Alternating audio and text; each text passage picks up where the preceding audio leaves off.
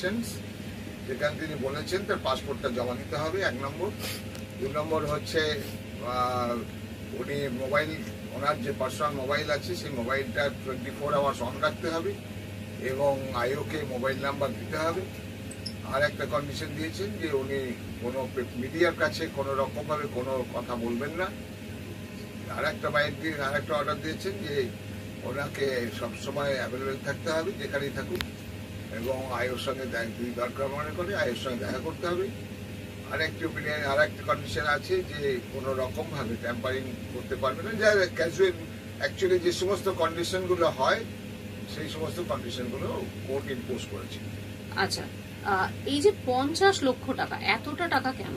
50 লক্ষ টাকাটা একটা পার্সোনাল বন্ড, এটা কিন্তু রেজিস্টার্ড বন্ড। রেজিস্টার্ড বন্ড হচ্ছে 50,000 টাকা। 50 লক্ষ টাকা আমি মুচলেখা দিতে বাধ্য, এটা হচ্ছে 50 কেন 50 কোটি দিতে বাধ্য।